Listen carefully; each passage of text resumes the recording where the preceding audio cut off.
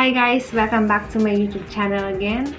And for today's video, mag-unbox and review ako ng panibagong budget po ng Infinix. So, this is the Infinix Note 8. Wow! Ang Infinix Note 8 ay meron siyang 6.95 inches of display and 128 gig of internal storage plus 6 gig of RAM ang meron si Infinix Note 8 guys. So, huwag na natin patagalin guys. Mag-start na tayo. So, as we open, bubungad agad sa atin yung phone. So, ito, grabe guys. Ang laki niya. Para akong nakahawak ng tab. So, ito siya guys. Infinix Note 8. So, yan. And then, aside from that, meron din siyang free na SIM Smart. And, meron din dito yung mini box.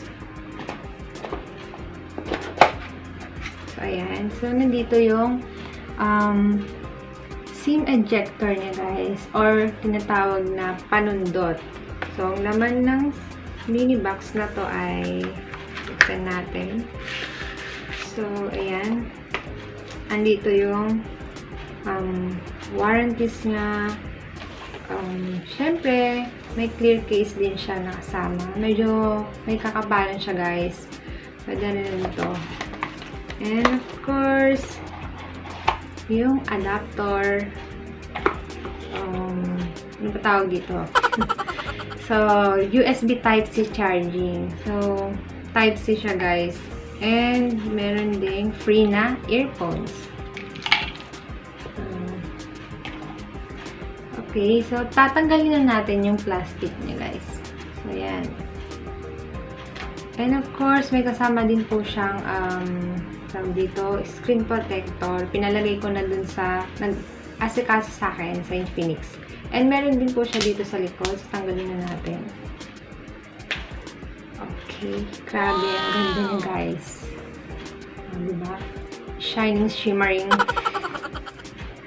And yung color na meron ako guys is, ano ba to? Silver diamond. Yes, it's silver diamond guys. Ayan. Siya, ang laki na guys. So, ayan yung color ng silver diamond. So, ang ganda niya, grabe. So, ano-ano nga ba yung mga dapat nyo i-expect sa device na to? So, aside sa 6.95 inches of display, meron din siyang 64 megapixel Ultra HD and of course, 6 cameras, Helio G80, and a large 5,200 mAh of battery capacity. So, magkano nga ba to? So, ito ay nagkakalaga ng 8,490 pesos. So, si Infinix Note 8 guys, medyo mabigat siya. And, dito sa may kanan guys, nandito yung volume rocker niya and the power button. So, yung power button niya guys is, eto na rin po yung pinaka-fingerprint sensor niya. So, bali dito na nila nilagay sa side at hindi na po sa may likod.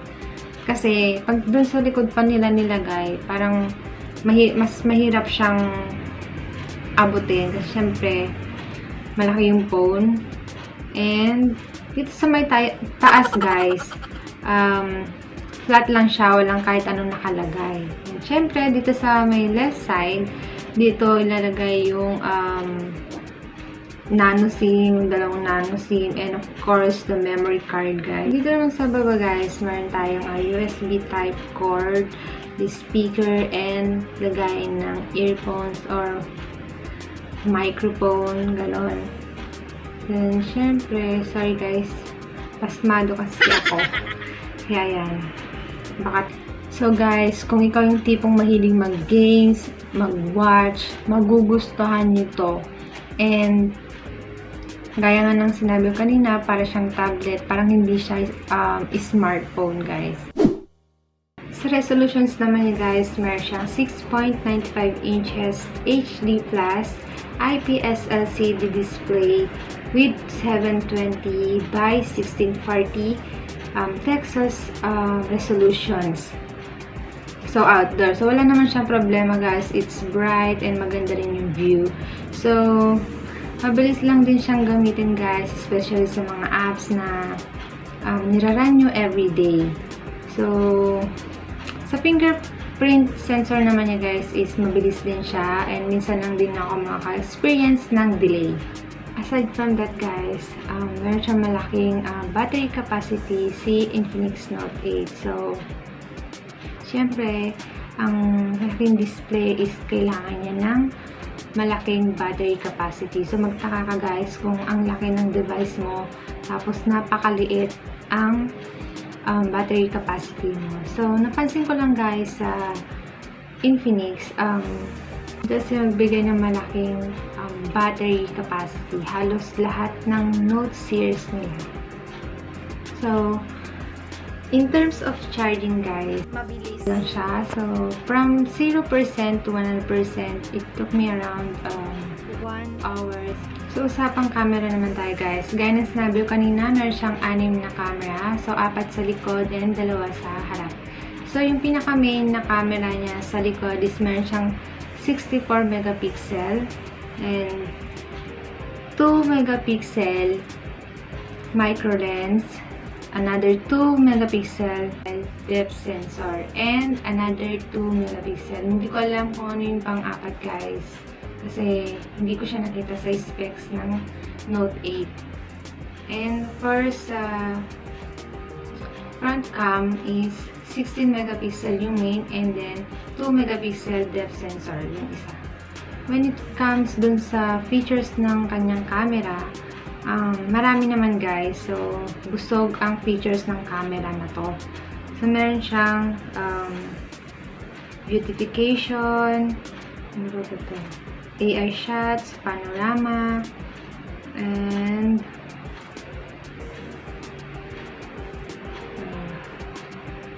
bokeh, super night mode, air cam, short video.